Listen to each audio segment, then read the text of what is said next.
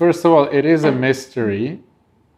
So explanations could be a disservice. But that said, it is real. And it possibly, there's no way to define something that is always in movement and changing, but a lot of the time it will be more real than when you're alone. Because of how you're describing it, it seems like a real relationship. And so it's very likely that when you're alone, often you will kind of retreat into your own mind. And when that happens, you're less in touch with reality, let's say. And that when you are with him, that relationship, because it appears to be a true relationship, and by true I mean there's something more real because a third which you feel is present, that to me indicates that it's a real relationship. There's truth. It's shifting you out of your center of gravity being the me thought, the me world. And that's a whole spiritual path. And no path is in opposition to any other. They're complementary. So a true relationship is a complementary spiritual path where it's a mirror, and it's hard for us to stay self-involved and trapped in the ideas of me when there's another that kind of breaks that and invites us to relate to something other than that. And if you're feeling this third energy, there's a maturity there. And so I am curious what happened to this relationship, but in general, yes, I would say it's a mystery. So not too much can be said. The more is said, the more risk there is to sterilize it with more pulling it into the world of thought and making it, co-opting it into a mental understanding.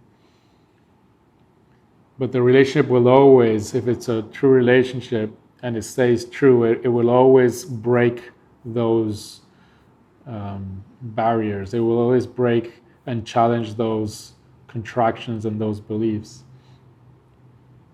And that's the power of a relationship that is true. And it could be a friendship. It could be. It doesn't have to be a romantic relationship. The relationship with a teacher, if it's a true relationship, if the match is right, same thing happens.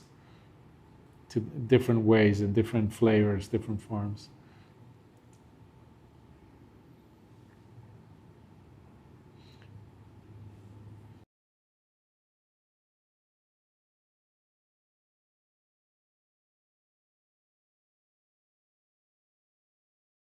Mystery. I can talk to that, right?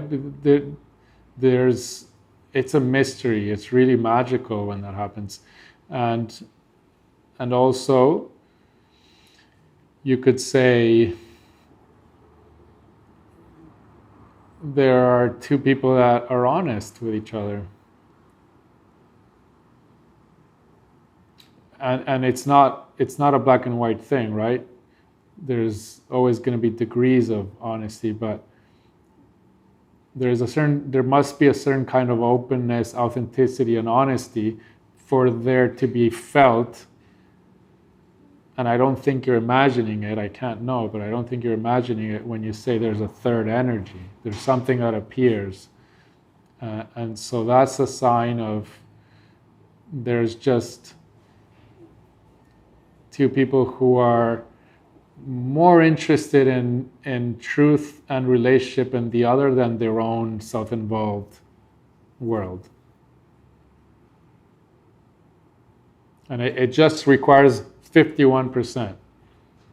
I have a tiny preference more in the other than in my own. And then that creates this energy that is an interest in something that's beyond my ideas of my separate self.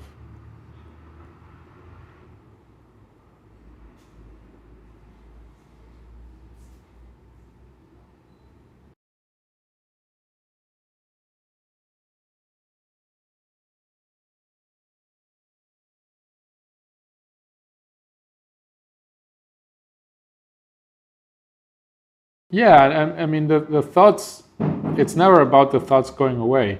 It's about what's important and how real, what we attribute to be more real and important.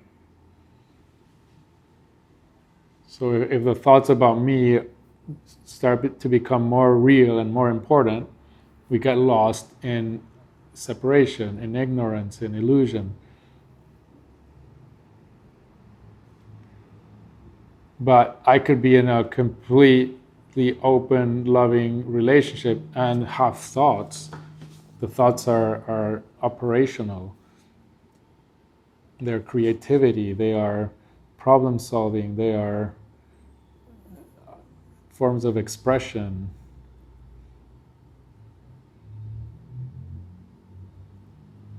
And it could also be there are thoughts that are neurotic and blah, blah, blah, but that's what then can become really beautifully experienced in a mirroring relationship.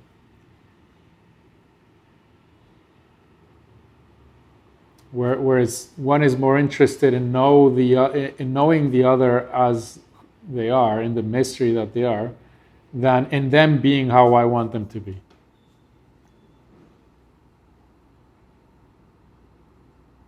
Which is the self-involved need. But it doesn't mean the self-involved need can be fully activated and present in a relationship.